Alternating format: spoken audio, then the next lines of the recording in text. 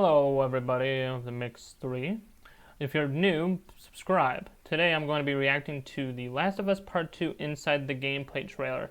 Now, before I get into the trailer, I wanted to point out something interesting. At least on GameSpot's trailer, they have 1.2k likes and 579 dislikes, which is fascinating because of everybody been trolling the game. So I'm really interested to see why this trailer, in particular, this inside the gameplay, where they're going to talk about the gameplay itself, has a lot of likes, actually more than dislikes. I'm really happy to see that because people have been trolling this game before it even officially came out. Now, I know that the spoilers that have come out didn't sound great for a lot of people, including myself, but I'm still holding out hope and am interested in playing this game. Let's check out what they have to say about the gameplay of the overall game, and then we'll talk about it afterwards. We'll see if it's anything different than the first game and what they added.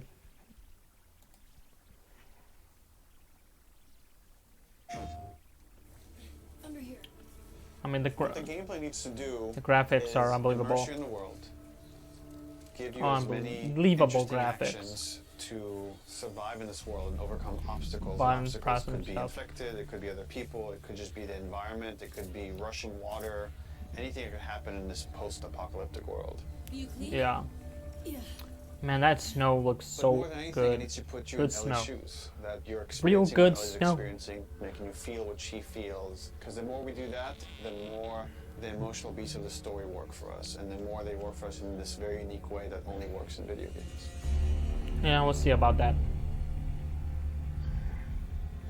The gameplay philosophy of The Last of Us Part 2 is putting you in the shoes of Ellie and everything that means. It means giving you a threat constantly, as this world has. Well, It means yeah. giving you the hard choices. Because this game takes place in such a hostile universe and our characters are pushed to do really difficult things, we want to put you in alignment with those choices. We want you to understand how hard certain decisions were for these characters, because they're hard for you. Well, that was even in the first. That was even in the first one. Some of the I would decisions say and stuff, the like overarching philosophy of how we approached designing the game mechanically is how can we take things to the next level. Everything kind of comes out of the Whoa. story. And how do we do it through the movement and systems? everything looks the same. But So I like one is the you have to crouching. feel the pressure of That was cool. survival. Survive by the skin of my teeth. How do I use all this scrap Which is around probably me? Any kind yeah. of bullet, any kind of rag, any kind of bottle of alcohol. How do Yeah, we give build you in that them. sense of being a survivor in this world? Okay, so that's similar to the first one. That's not that different. Ooh boy, get out of there. Ellie is very small compared to Joel and more nimble. How do Whoa, we make you that's a feel big guy. like you're not the strongest person in the room, but Well- you still should be able to rise to the challenge and survive, a fight with a bunch of people that are all bigger than you. That's a good question. So therefore it meant creating a character and systems and mechanics that allow you to be much more nimble. Mm-hmm. And that's where we added a jump button. Oh, In the first one, Yay. it was a climber button, but not really jumping. And here, so it's Ellie kind of can like jump. Uncharted Combat jumping. scenarios are much more vertical, where Ellie can use elevation to her advantage. That's exciting. I like that. I like Prone is a this. huge lot. one. Prone, obviously, Big fan is of to jumping lay in flat on the games. ground. I hate it when Something games so don't have the simple jump button. and something that in real life you'd be able to do. Letting the player have access to all their weapons, all the items, crafting, everything while in that position, Ooh, and it just that's some Tomb Raider creates stuff so right there. many more emergent things in gameplay. Now that we have this other state that the player could be in, which are very low to the ground, how else can we use this other than just hiding in vegetation? We're like, well, there's a lot of man-made things or That's cool. different structures that have collapsed Yeah. that allow just enough space for you to crawl under, which means that now as enemies are looking for you, you can crawl under things. And it's hide, realistic. And it's just one more way to assess your environment and use it to Ellie's advantage. Now, Yeah. because you can hide under things, we gave the enemies, we made them smarter and gave them the ability to look under things. So while you might hide somewhere and be safe for a while, eventually they're going to start looking under stuff. Oh, and if yeah. you're hiding under a truck and they spot you, they're going to yank you out and then try to kill you. Oh yeah. I say there's button prompts, which is fine, but some people don't like button prompts. I'm okay with them. Dodging is a big one because now with dodge, anytime you're in Ooh, I like you're in the quick a dodge. scuffle, you Yeah. have a chance to get away. You have a chance to counterattack. It lets Get out of escape be an option as well. Sometimes you just gotta run, Ooh, and that is another part of this world. that's which brutal. Is sometimes the threat is run. so overpowering that you just have to get away. yeah. When you are partially hidden, or you're in grass, that means people from afar can't see you, but people from closer can kind of see you. They will eventually acquire you. You're not completely hidden when you're in grass. She went into the grass.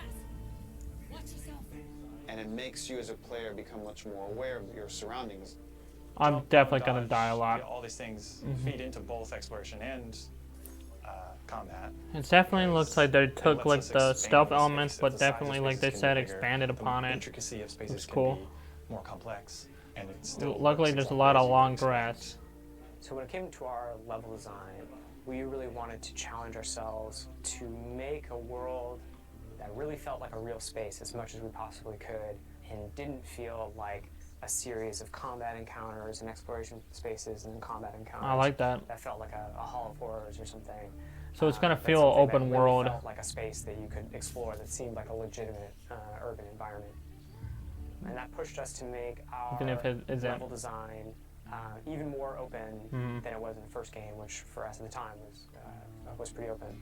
In this game, we've gone so far in making the level design open that there are actually entire story moments, entire combat encounters, like full scripted sequences that you may completely miss. Wow. And there are things that we feel like, even though a portion of our player base may never see these things, the fact that when you do encounter them, you feel like you discovered them, it lends them this charm and this magic that That's I think really is unique cool. to games. So That, there's gonna be this happened to me because some of what I did, playability what factor place to I it to explored to. play it again, replayability. For sure to make sure you get those Crafting is story very much elements. about a payoff to exploration, meaning that when you enter new spaces, you want to look around for supplies. You want to open drawers and cabinets Yep. and look for different things that will allow you to Well, I know about that. craft either items that can help you heal, items that can help you attack multiple enemies at once, such as the Molotov or the landmine that Ellie can craft. Items that can help augment your weapons, like a silencer for her pistol, Uh, or craft new kinds of ammo. okay. It also gives us tons of interesting gameplay choices Tons and of overlaps that you can do at crafting. any moment and on the fly. We try to be a game that wants you to make a lot of different decisions in combat as possible. And the way that we've expanded the recipe roster. I'm and happy to see the all of zombies the recipes because and I how was they like, interact are with this each just other gonna be is those carefully people chosen she's for hunting? the different ingredients. But it looks and like no. Making sure that you always have these interesting decisions to make. We put a much stronger emphasis on the importance of the choices you make in the long term for your character. Maybe useful. Through the weapon upgrade system, through the player upgrade system, there aren't enough resources in a single playthrough to fully upgrade your character. The choices that you make, you're going to have to live with. Mm. And we wanted to make sure that all of the choices That that you also made adds had to the a really replayability noticeable of this and game. tangible effect on the way that you play. Interesting. All right. I like that. You feel a greater kinship with Ellie because you are living with decisions that you've already made. Like you are continuing this through line of her journey through this world, and the moment-to-moment gameplay is influenced by that in a way that we haven't before. The realization that your choices have these long-term consequences is very Ugh. much like the nature I'm of not the gonna feel narrative of the good. game, About my decisions. and I'm happy that the mechanics are supporting that. I really, I can see why this I can see why it has a bunch of likes. I'm going to add one myself. I really like what I saw there in terms of the gameplay. I'm really interested to. It seems like I'm definitely going to be doing more than one playthrough. I'm going to be really interested to see what kind of like style will suit me in terms of the crafting, in terms of like choosing the upgrades and stuff like that, but also the story elements that you can miss is very fascinating to me. I like that idea, like because like it's so open world at parts that like there's parts that you might miss, and it sounds like that's something that I'm gonna strive to like try to find as many of those as possible.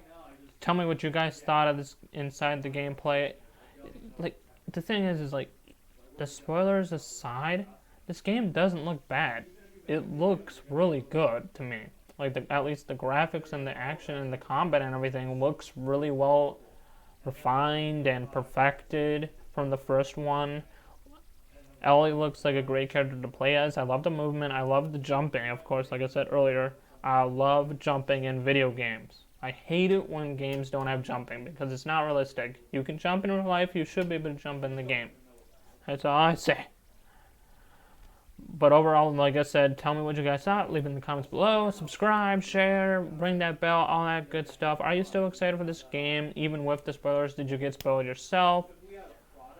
Overall, what are your thoughts of this game? It comes out soon, the 19th of June, and then we'll be able to really tell if this game ends up really good or really bad in the end.